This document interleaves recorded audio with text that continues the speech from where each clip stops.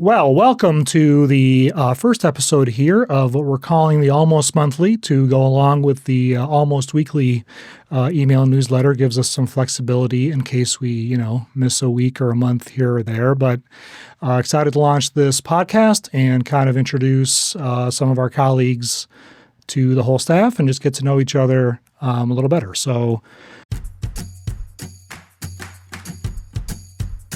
with us today, Mr. Dan Geissler, who was kind enough to indulge me as the inaugural guest of the pilot episode here. Dan, how you doing today? Good. Thank you, Nabil. Thank you for having me. Absolutely. So you are a service and support specialist in the SSA department. That is correct. And how long have you been in that role? Going on, it'll be 9 years this July. Yeah. And I was doing my homework, and your orientation class, yes, I mean, a solid class. David Vaughn, yourself, Sarah Covey, Ashley Goldstein. Yes. That's a heck of a class. I don't know if the stats hold up, but I believe, and I was told that ours was the biggest orientation class at the board. Impressive. Us for the ones remaining. There was obviously some departures along the way. Sounds like there have been, yeah, at least from what I have researched as of today. But what drew you to the board, or how did you come to the board? Yeah, so, I mean, my journey to the board is pretty well traveled, I'd say. So after college, traveled a little bit south in West Virginia, took up a job as a residential treatment center associate, where I was working with individuals, juveniles that got placed out of the home. So that was my very first job out of college. So was there for about a year and traveled a little bit more south to southern West Virginia, where briefly worked at another residential treatment facility for juveniles placed out of the home, and then made a shift working with Child Protective Services and working with parents, working with teaching them parenting skills, doing supervised visitations. This was pre-kids, by the way. So like that job was kind of fun because I'm like, okay, I'm just this young guy kind of out of college, teaching parents how to parent. I don't have kids yet, so what kind of advice are they actually taking from me? Right. So that was interesting.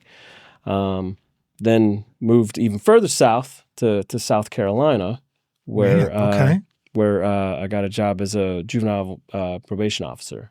So had working in a rural county down there in Georgetown County, South Carolina, working with kids on probation, helping them through their ordeal. And then now in a rural area, was there a lot of tough cases or tough individuals you were dealing with? Or actually no, it was actually a lot of status offenders. Yeah. Kids not listening to their parents isn't actually a crime, for juveniles to commit. So, a lot of status offenders, nothing too serious, but, there were some cases where they were pretty, intense, burglaries, that type of stuff. A lot of kids getting caught with drugs. And so hearing that. And then after 4 years down there, that's what that drew me up here to the Toledo metro area, brought us closer to family. And it led me to here working at the board. So you're already married, started a family, or were just married at that time, or neither? No. So married back in 2011. Okay. So was married then. Started a family 3 years after that. And so Toledo was just to be closer to family and have better support, I'm guessing. Yeah, that was part of the process of moving up here, and obviously, with my wife's, employment and her moves and stuff, which led us here as well. Gotcha. You grew up in West Virginia.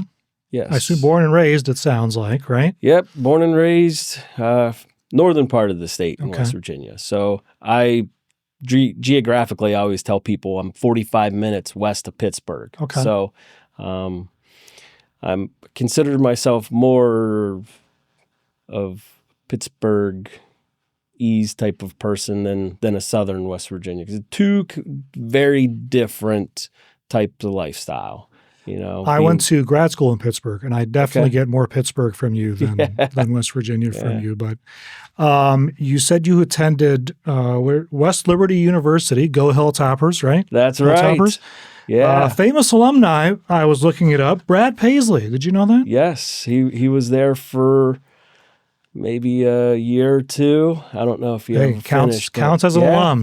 When you're on right. campus, that's all you need. But what was that experience like? Small school. Sounds like Very small school.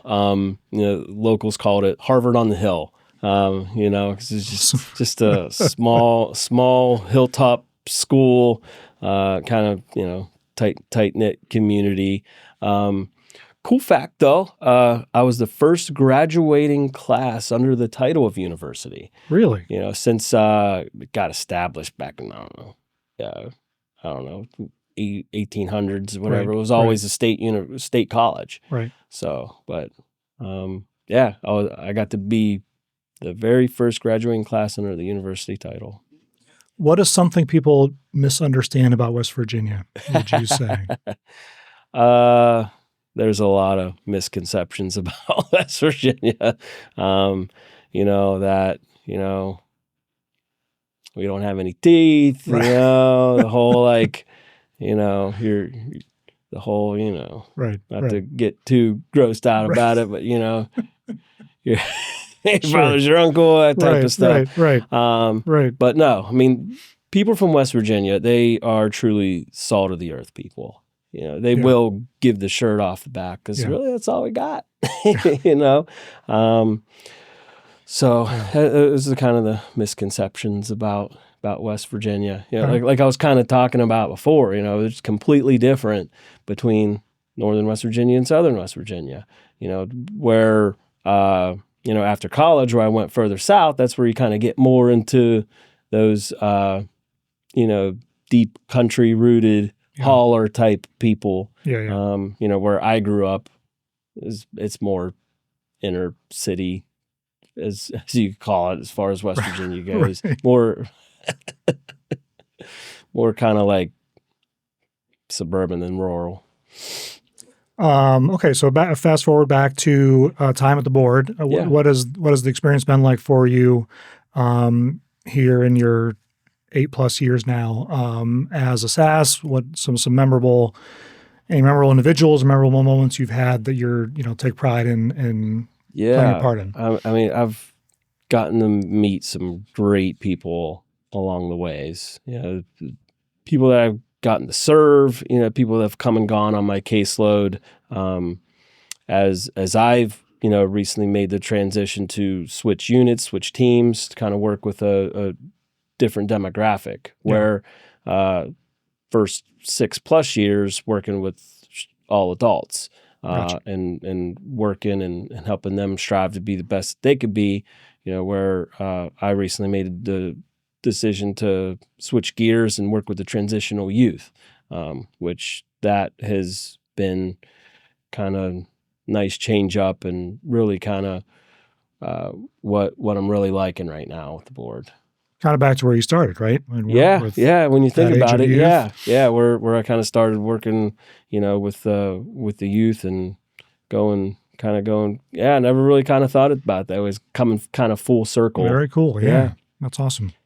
How about outside of work? What do you like doing? Oh man, yeah, outside of work, besides doing stuff with all the kids that I got, where I try to find time with, watching sports, playing sports, try to fish every now and then. We were talking about that before we started recording here. Rich, tell folks your family structure, the children you keep up with. Yeah, so 5 boys, 11, 7, 6, twins that are 1. Oh, my goodness. they keep me busy. That's for sure. So when I do have time to myself, I do kind of like to watch sports. Any sport more than the other? Any sport you watch more frequently? I mean, yeah, I'm big into football, professional football. Go Cowboys. Interesting for a West Virginia / Ohio / South Carolina person, but yeah. It is America's team, as they say. Right. Well, growing up, my entire family always liked the Pittsburgh Steelers. Makes sense. Now that would make sense. You're right there. Yeah, right. I was like, I don't really like you guys that much, so I'm going to choose a different team. So, and at the time, hey, growing up, chose their rival. Yeah, sure. And the Cowboys were on top. They were the team to beat, in the 90s. So not so much now, but also, when I'm not watching football and sports, I'm also watching wrestling. Professional wrestling fan. Excellent. Growing up, I always watched WWE.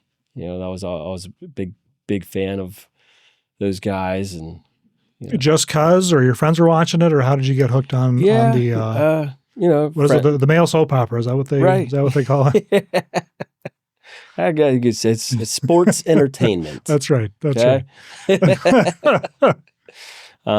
But now, a group of friends, grew up watching it together, and just kind of became kind of a part of me, just thing to do, I hear you. Many Monday nights were hanging on the edge of my seat watching. So totally get it. Yeah. Very cool. And then I know we've crossed paths on the FNA sidelines, flag football. Your son plays flag football, right? Yep. So my son Jordan, he the one who's 7, about to turn 8. Yeah, he's well deep in FNA and enjoys every bit of it. So every Sunday during the season, they're on the sidelines supporting him and all that. So excellent. That's just a piece of the youth sports that, my kids are in. So you name it, they're pretty much in it all. As they should be. Yeah. How about fishing? Your favorite spot? Any memorable spot you've had a line in the water? Yeah, I do a lot of lake and pond fishing. Fishing for bass mostly. Probably favorite spot is down where my in-laws live in Marietta, Ohio. They have their own private pond, and nice. Whenever I could sneak away, go down there and just cast the line, see what I can snag.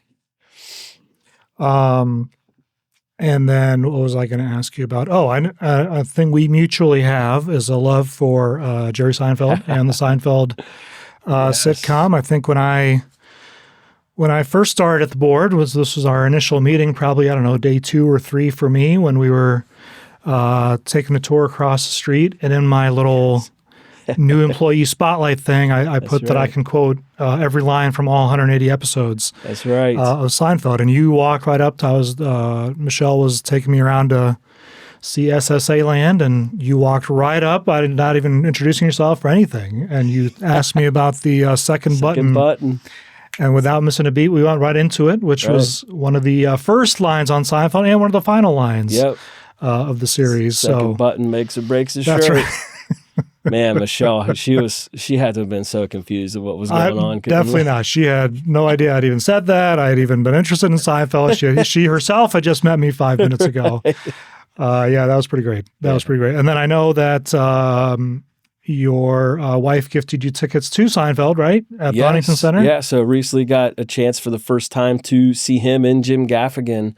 So that was really fun and exciting, just, being able to And Mario Joyner opened him for him, right? Yes. He's also... Yes. He was entertaining as well, as an older, kind of same age range as Gaffigan and Seinfeld, but they all 3 had different styles, and all 3 had different deliveries. All 3 were really great to see. Had you seen him live before? I have not. That Oh, was my awesome. very first time Okay. that I actually got to see Seinfeld. All my years of being a fan, that was my first opportunity That's to actually awesome. get And a to see nice intimate setting like the Huntington Center, it. not too big. That's Yeah, awesome, man. right. Very cool. All right. I think we're just going to reel through some questions here, just kind of Sure. off the whim. Your first response. What do our friends of Friends for Life call it? Rapid fire, right? Is that what you Rapid guys call it? fire. We won't call it rapid fire. We'll call it, I don't know, quick thoughts, Okay. quick reaction. I don't want to steal the trademark from Tony and team, but if you could instantly master any skill, what would it be? Ooh, that's a good one. If I could master any skill. Let's see. I don't know. Kind of caught me off guard with that first one there. Okay, we'll come back to it. Yeah. We'll come back to it. I'll give you some time. Your go-to comfort food. You had mentioned you're a bit of a foodie. I love to eat. So, Okay. Anything that your go-to in tough times or good times? So, like Seinfeld, I like cereal. Solid. Okay. So, really anything with meat. Okay. If you could visit any place on Earth right this moment, where would you go? Yeah.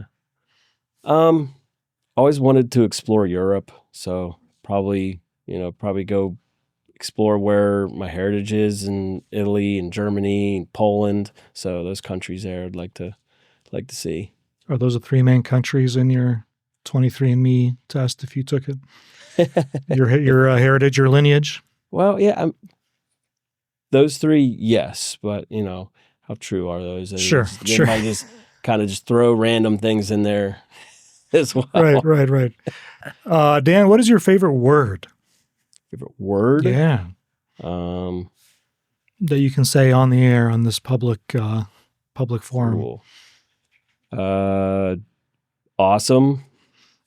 Like it. Yeah. Like it. I tend to go to ridiculous because I think it's a good modifier in both positive and negative connotations, Let's see here. Sounds like you have definitely found the profession and your calling, but if you could attempt anything else, what would you attempt to be? Ooh, yeah.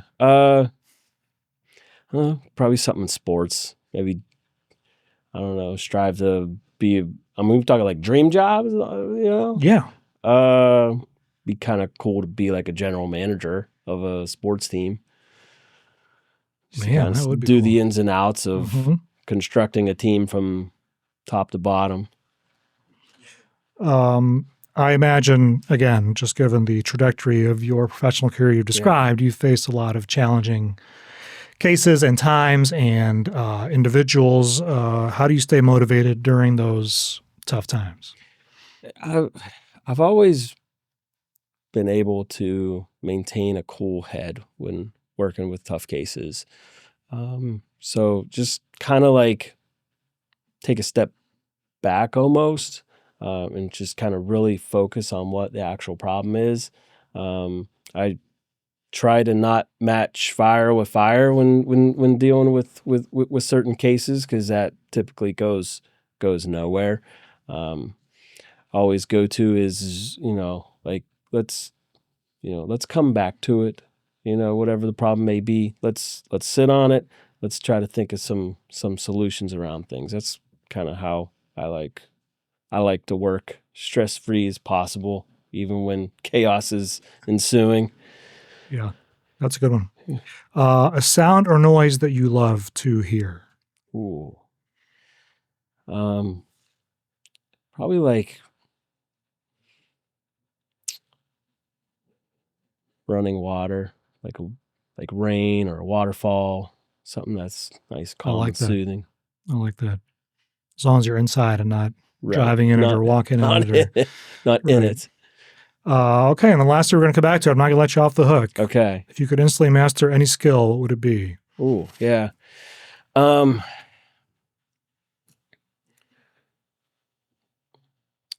would probably have to say the skill to be able to like read people better, to know kind of like really see if they're trying to like get one over on you, deceive you. Because I'm always like kind of like, Right. kind of take people at face value, So if I could somehow be able to come up with that, to master that skill, I think that'd be. Was there a Mel Gibson movie that was like he could hear what people were thinking, or like their internal voices are talking to him? He's talking about the romance comedy, what women want. Yes, right. He can hear their. He knows what they're thinking and saying about him in their head. Yeah. Okay. That's an interesting. I don't know why I just thought of that, but that's kind of when you said that, I was like, that's kind of why I went. The fact that I know it, that's also right. Yeah. Okay. And I did just remember we were going back to wrestling. I think I'm going to dig it up and see if you can add it here in post production. But your Macho Man costume, oh yeah, at Trunk or Treat a couple years ago was man, impressive, and didn't look like it took a lot of work. I mean, you got the beard perfect, the skiing goggles. Yeah, those were a major piece to the costume. I wish the wig / bandana was a little better. Yeah, but hey, couldn't all be perfect. Obviously, my muscles could have used a little bit more work to actually. We could all, aren't we? We could all use a little more. Dan, thank you, sir. Really appreciate it. Appreciate your time here today. Appreciate you helping us get to know you a little more. And thank you, everybody, for tuning in. And look forward to more of these down the road. So stay tuned for our next episode with our next colleague. And Dan, thank you again, man. Appreciate it. Nabil, thank you again for having me. Hope it wasn't too painful. No, it was okay. I guess this isn't my wheelhouse at all. This is more so my wife's stuff. And what she does as a profession working in the news. So this is not me at all. And we joked before we started filming too, like she didn't even give me any pointers or any suggestions of what to do. So if it's bad, I'm gonna blame it on her for not helping me. She wanted you to be yourself. If she would have gave you pointers, you would think I got to be like whatever she said I should be, So you were yourself. Thank you again. And we'll see you next time, folks. That was very Family Feud. Like, we'll see you next time. Like a game show.